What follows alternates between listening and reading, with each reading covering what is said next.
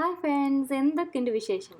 ഇന്ന് നമ്മൾ ഷാന സ്പൈസസിലൊരു കിടിലൻ ചിക്കൻ ബിരിയാണി, ഒരു ദം ചിക്കൻ ബിരിയാണി റെസിപ്പിയാണ് ഉണ്ടാക്കുന്നത്. നല്ലൊരു റെസിപ്പിയാണ് കേട്ടോ, സൂപ്പറായിട്ട് കല്യാണ വീട്ടിൽ ചിക്കൻ ദം ബിരിയാണിയാണ് ഇന്ന് ഉണ്ടാക്കാൻ പോണത്. എല്ലാവരും ട്രൈ ചെയ്ത് നോക്കണം, നല്ല റെസിപ്പിയാണ്.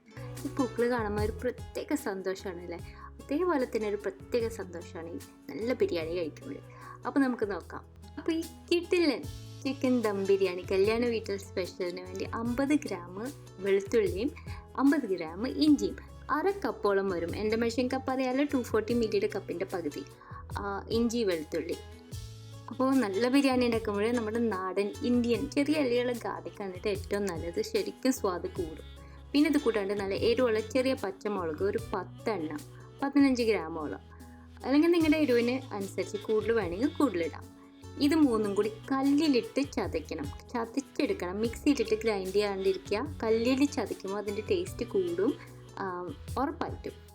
പിന്നെ 4 ടൊമാറ്റോസ്. ഈ ടൊമാറ്റോസ് നല്ല പഴുത്ത് നല്ല റെഡ് കളർ ടൊമാറ്റോസ് എടുത്തിട്ട് സൈസ്, അത് നല്ല തിന്നായിട്ട് ഇതുപോലെ സ്ലൈസ് ചെയ്ത് മാറ്റി വയ്ക്കണം. പിന്നെ ഇവിടെ ചിക്കൻ എടുത്തിരിക്കുന്നത് ഞാൻ 1.25 കിലോന് നന്നാക്കി കഴുകിയൊക്കെ കഴിഞ്ഞ് വെയിറ്റ് നോക്കിയതിൻ്റെ ആണ് 1.25 കിലോ. 1.5 കിലോ വരെയും ആവാം. നല്ല ഫ്രഷ് ചിക്കൻ, ഫ്രോസൺ ചിക്കനൊന്നും ഉപയോഗിക്കരുത്, നല്ല ഫ്രഷ് ചിക്കൻ ആയിരിക്കണം. ചിക്കൻ ദം ബിരിയാണി, ഇത് ശരിക്കുള്ള ദം ബിരിയാണിയാണ്. അടിയിൽ വേവാത്ത ചിക്കൻ ഇട്ടിട്ട് ഉണ്ടാക്കുന്ന ചോറ്, അതിന് ഫ്രഷ് ചിക്കൻ മസ്റ്റാണ്.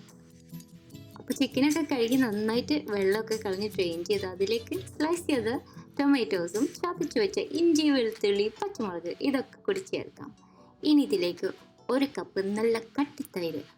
ഈ തൈര് പുളി കൂടി പോകരുത് കേട്ടോ, നല്ല പാകത്തിന് നല്ല ടേസ്റ്റുള്ള തൈര്, കഴിച്ചു നോക്കുമ്പോൾ ടേസ്റ്റുള്ള തൈര് ഇടണം. പിന്നെ ഇതിലേക്ക് ചേർക്കുന്നത് 1.5 ടേബിൾ സ്പൂൺ.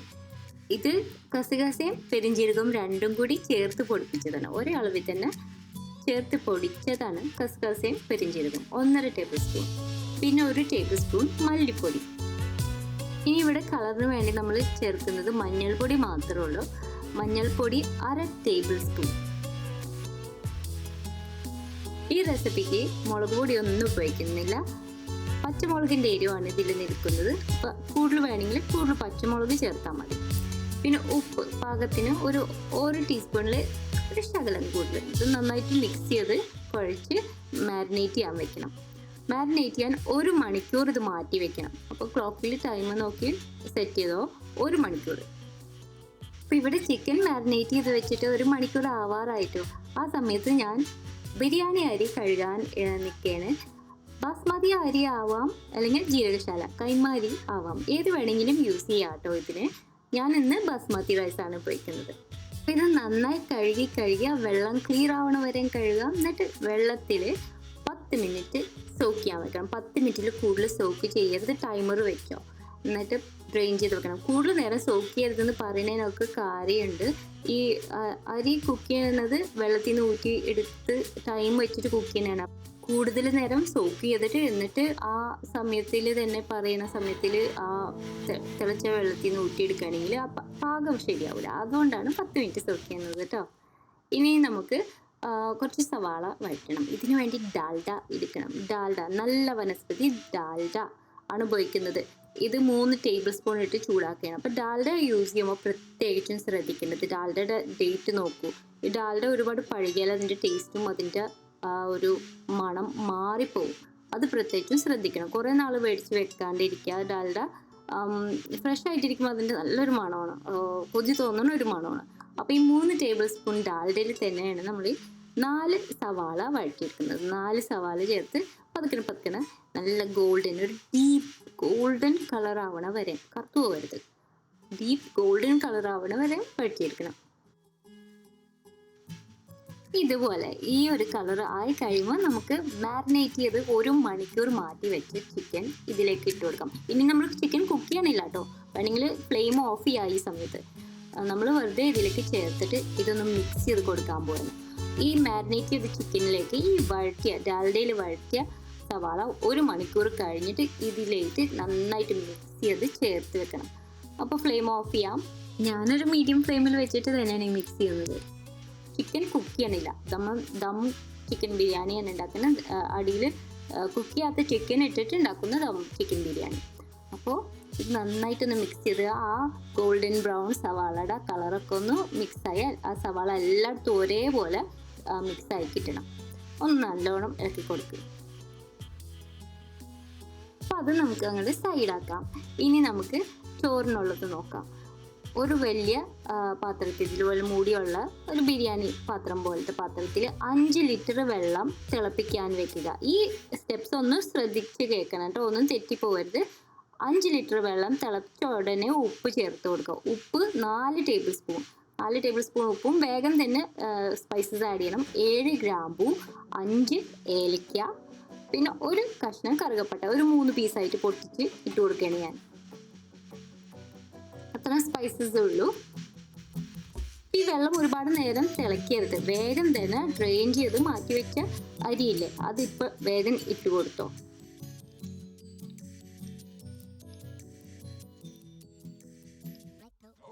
അപ്പോൾ അരി ഇട്ട് കൊടുത്തു. ഇനി നല്ല ഹൈ ഫ്ലെയിമിൽ മൂടി വെച്ചിട്ട് കുക്ക് ചെയ്തെടുക്കാൻ പോകണം. ഹൈ ഫ്ലെയിമിൽ തന്നെ മൂടി വെച്ചിട്ട്.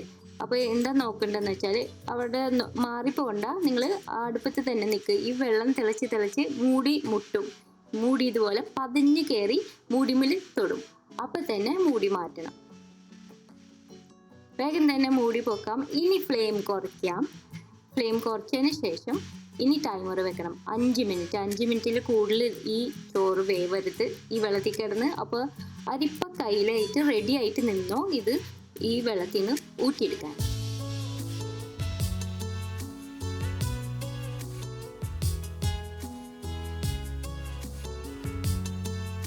അപ്പോൾ എക്സാക്ട്ലി 5 മിനിറ്റ് കഴിയുമ്പോൾ വേഗം അരിപ്പ കയ്യിൽ കൊണ്ട് നമുക്ക് ഇതിൽ നിന്ന് ഈ ചോറ് സ്ട്രെയിൻ ചെയ്ത് മാറ്റണം. വേറൊരു പാത്രത്തിലേക്ക് മാറ്റാം. അപ്പോൾ ഈ അരി ഒരു 70% വേവുള്ള ചോറാണ് ഇപ്പോൾ അയക്കുന്നത്. ഇനി ദമ്മിൽ കിടന്ന് അത് നല്ല ഒന്നും കൂടി വീർത്ത് നല്ല പെർഫെക്റ്റ് റൈസ് ആയിട്ട് വരും. ഇത് നമുക്ക് ഊറ്റി മാറ്റി വയ്ക്കാം.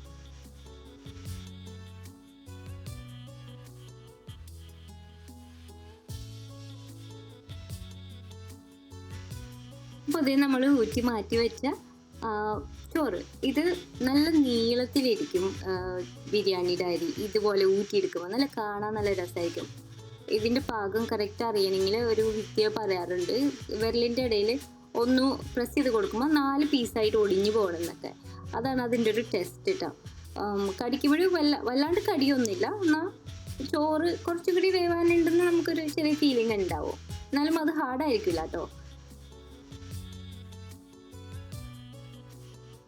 അപ്പോൾ നമ്മുടെ ചിക്കൻ മസാല റെഡി ആയിട്ടുണ്ട്. ദം ചെയ്യാനുള്ള ചോറും റെഡി ആയിട്ടുണ്ട്. ഇനി നമുക്ക് ലാസ്റ്റ് സ്റ്റെപ്പ് എന്ന് വെച്ചാൽ കുറച്ച് നെയ്യിൽ ഫൈനായിട്ട് സ്ലൈസ് ചെയ്ത് സവാള, കശുവണ്ടി, കിസ്മിസ് ഇതൊക്കെ ഫ്രൈ ചെയ്തെടുക്കണം. അപ്പോൾ 1/2 കപ്പ് നെയ്യാണ് കേട്ടോ. അതെ, 1/2 കപ്പ് നെയ്യ് തന്നെ വേണം. നല്ല ടേസ്റ്റ് ഉണ്ടാവണമെങ്കിൽ അത്രയും വേണം. ഈ 1/2 കപ്പ് നെയ്യിൽ ആദ്യം നമുക്ക് കാഷ്യൂ നട്ട്സ് ഫ്രൈ ചെയ്യാം. സവാള ഫ്രൈ ചെയ്ത് കഴിഞ്ഞ നെയ്യിൽ കാഷ്യൂ നട്ട്സ് ഫ്രൈ ചെയ്യുമ്പോൾ കാഷ്യൂ നട്ടിൻ്റെ ടേസ്റ്റ് ഇത്തിരി കുറഞ്ഞു പോകും. അതിന് നല്ലൊരു ബട്ടറി ക്രീമി നല്ല കാഷ്യൂ നട്ടിൻ്റെ ടേസ്റ്റ് കിട്ടണമെങ്കിൽ ആദ്യം കാഷ്യൂ നട്ട് ഫ്രൈ ചെയ്യാം. 1/2 കപ്പ് കാഷ്യൂ നട്ട്സ് നല്ല ഗോൾഡൻ ബ്രൗൺ കളറായിട്ട് ഫ്രൈ ചെയ്ത് മാറ്റുന്നുണ്ട്. ഇനി ഇതേ ഗീയിലേക്ക് തന്നെ നമുക്ക് 1/4 കപ്പ് കിസ്മിസ് ഇട്ട് അതും കൂടി പെട്ടെന്ന് തന്നെ റെഡിയാവും. ഇത് ഒന്നിങ്ങനെ വീർത്ത് വരുമ്പോഴേക്കും കോരിയെടുക്കാം. കിസ്മിസ് ഒരിത്തിരി കൂടുതൽ ഫ്രൈ ചെയ്താൽ കല്ല് പോലെ ആവും കുറച്ച് നേരം കഴിയുമ്പോൾ. അപ്പോൾ വേഗം തന്നെ കോരിയെടുക്കാം കേട്ടോ. ഇനി നമുക്ക് ആ തിന്നായിട്ട് സ്ലൈസ് ചെയ്ത 2 സവാള മാൻഡലിൻ സ്ലൈസർ വെച്ച് വളരെ കനം കൊണ്ട് പേപ്പർ പോലെ തിന്നായിട്ട് അരിഞ്ഞ് അത് കുറച്ച് നേരം നോക്കി നിന്ന് ഗോൾഡൻ ബ്രൗൺ ആയിട്ട് ഫ്രൈ ചെയ്താൽ നമുക്കത് കോരി മാറ്റാം. അപ്പോൾ അതും ഒക്കെ റെഡി ആയിട്ട്. ഇനി നമ്മുടെ ഫൈനൽ സ്റ്റെപ്പ് ദമ്മിടാൻ പോവുകയാണ്. അപ്പോൾ ഇതിനു വേണ്ടി ഞാനിവിടെ വലിയൊരു 12 ലിറ്ററിൻ്റെ പ്രഷർ കുക്കറാണ് ഉപയോഗിക്കുന്നത്. വലിയ ബിരിയാണി ചെമ്പുണ്ടെങ്കിൽ അത് ഉപയോഗിക്കാം. പക്ഷെ പ്രഷർ കുക്കറിൽ ഇതുപോലെ വലുതുണ്ടെങ്കിൽ നിങ്ങൾക്ക് ദം ചെയ്യാൻ പറ്റും. ആ ഒരു മെത്തഡാണ് കാണിക്കുന്നതെന്ന്. പ്രഷർ കുക്കറിൻ്റെ താഴെ കുറച്ച് നെയ്യൊന്ന് തടവി കൊടുക്കാം. എന്നിട്ട് ഈ നമ്മൾ ഡാൽഡയിൽ വഴറ്റിയ സവാള ചേർത്ത് മിക്സ് ചെയ്ത മാരിനേറ്റ് ചെയ്ത ചിക്കൻ ഇതിലേക്ക് ചേർത്ത് കൊടുക്കണം. ചിക്കൻ കുക്കായിട്ടില്ല, വഴറ്റിയ സവാളയിൽ മിക്സ് ചെയ്ത് വെച്ചിരുന്ന ചിക്കനാണ്.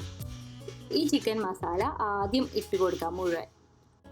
ഇതിലേക്ക് 2 ടേബിൾ സ്പൂൺ നല്ല ബിരിയാണി മസാലപ്പൊടി ചേർത്ത് കൊടുക്കണം. ഞാനിവിടെ വീട്ടിലുണ്ടാക്കുന്ന എൻ്റെ തലശ്ശേരി ബിരിയാണി മസാലപ്പൊടിയാണ് ഞാൻ ചേർത്ത് കൊടുക്കുന്നത്. ഞാൻ കുറച്ച് കൂടുതൽ ഉണ്ടാക്കി വെച്ചിരുന്നു നാട്ടിൽ വന്നപ്പോൾ. അപ്പോൾ 2 ടേബിൾ സ്പൂൺ ബിരിയാണി മസാലപ്പൊടി ഇതും കൂടി ചേർത്ത് ഒന്ന് മിക്സ് ചെയ്ത് വെച്ചു.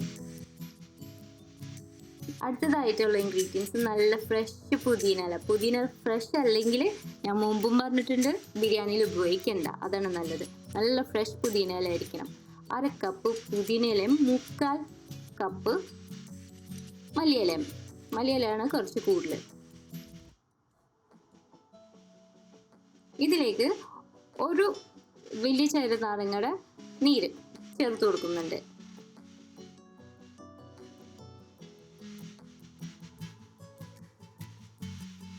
ഇനി നമ്മൾ റോസ് വാട്ടർ ഒഴിക്കാൻ പോകുന്നത്. റോസ് വാട്ടർ സാധാരണ ചോറിന് മുകളിലല്ലേ? ഇല്ല, ഇവിടെ ഈ ചിക്കൻ മസാലയുടെ മുകളിൽ 2 ടേബിൾ സ്പൂൺ ആദ്യം റോസ് വാട്ടർ ഒഴിച്ചു കൊടുക്കണം. പിന്നെ റോസ് വാട്ടർ നല്ല ക്വാളിറ്റി ആയിരിക്കണം കേട്ടോ. നല്ല ക്വാളിറ്റി അല്ലാത്ത റോസ് വാട്ടറിന് ഒരു പെർഫ്യൂമിൻ്റെ മണം ഉണ്ടാവും, അതിൻ്റെ സ്ട്രോങ് ആയിരിക്കണം.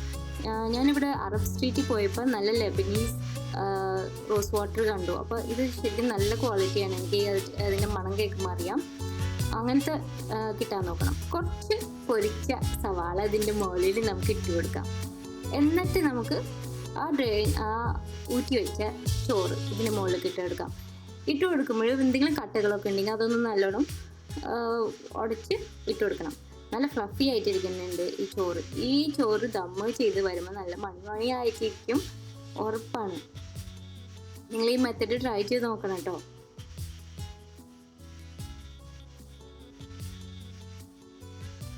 അങ്ങനെ ചോറ് മുഴുവൻ ഇട്ട് കൊടുത്തു. ഇതൊന്ന് ചെറുതായിട്ട് ഒരു സ്പൂൺ വെച്ചിട്ട് ഒന്ന് പാക്ക് ചെയ്ത് കൊടുക്കുക. ഒന്ന് ഫ്ലാറ്റ് ആക്കാനാണ്, ഒരുപാട് അമർത്തൊന്നും വേണ്ട. എന്നിട്ട് ആ സവാള ഫ്രൈ ചെയ്ത നെയ്യില്ലേ അത് മുഴുവൻ ഇതിൻ്റെ മുകളിൽ ഈവനായിട്ട് ഒഴിച്ചു കൊടുക്കണം. അത് കളയരുത്. ഇനി 2 ടേബിൾ സ്പൂൺ റോസ് വാട്ടർ വീണ്ടും ചോറിൻ്റെ മുകളിൽ ഒന്നും കൂടി ഇട്ട് കൊടുക്കണം.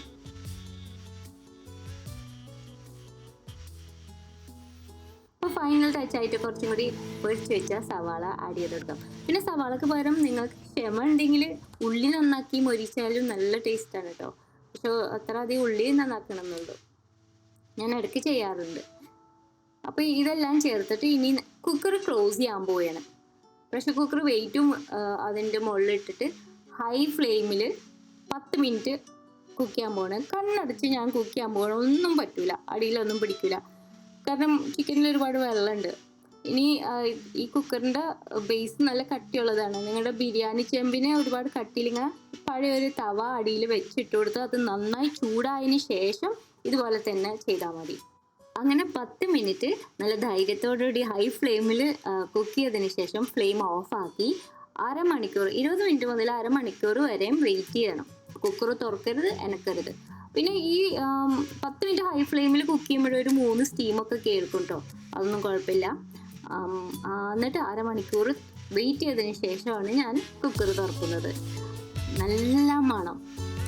അപ്പോൾ കുക്കറല്ല, ബിരിയാണി ചെമ്പ് ഉപയോഗിക്കുന്നവർക്ക് ചെമ്പ് നന്നായി അടച്ച് മൈദ വെച്ച് സീൽ ചെയ്ത് ഇതുപോലെ തന്നെ ഹൈ ഫ്ലെയിമിൽ ഒരു തവട മുകളിൽ ചൂടായ തവട മുകളിൽ ഇതുപോലെ തന്നെ 10 മിനിറ്റ് ഹൈ ഫ്ലെയിമിൽ വെച്ച് എന്നിട്ട് 1 മണിക്കൂർ വെയിറ്റ് ചെയ്യണം. കുക്കറാകുമ്പോൾ 20 മിനിറ്റ് 30 മിനിറ്റ് ഒക്കെ മതി. പക്ഷെ മറ്റേ ദമ്മാകുമ്പോൾ 1 മണിക്കൂർ ശരിക്കും വെയിറ്റ് ചെയ്യണം, അപ്പോൾ നല്ല ടേസ്റ്റ് ഉണ്ടാവും. അപ്പോൾ ഈ കുക്കറിൽ ഇത്രയും മതി. ഇനി നമുക്ക് വിളമ്പാൻ വേണ്ടി ആദ്യം നമുക്ക് റൈസിൻ്റെ ലെയർ മാറ്റി ഒരു പാത്രത്തിലേക്ക് ഇടാം. അപ്പോൾ അടിയിൽ നിന്നൊക്കെ കിട്ടുമ്പോൾ ആ മസാലയുടെ കളറൊക്കെ ചേർന്ന് വന്ന് തുടങ്ങും. ഈ ചോറിൻ്റെ കൂടെ ചോറ് നല്ല പെർഫെക്റ്റ് ആയിട്ട് വന്നിട്ടുണ്ട്. നല്ല കളറും നല്ല ഭംഗിയുള്ള കളറ് ആയിട്ടുണ്ട്. ചോറ് നല്ല പാകത്തിനായിട്ടുണ്ട്, കുഴഞ്ഞിട്ടുമില്ല, നല്ല കറക്റ്റ് ഭയങ്കര സോഫ്റ്റായിട്ട് വന്നിട്ടുണ്ട്. എന്നിട്ട് മസാല വേറൊരു പാത്രത്തിലേക്ക് ഇടാം. മസാലയുടെ കൂടെയും കുറച്ച് ചോറൊക്കെ ഉണ്ടാവും. അത് ഇങ്ങനെ ചോറിൽ പൊതിഞ്ഞ നല്ല മസാല.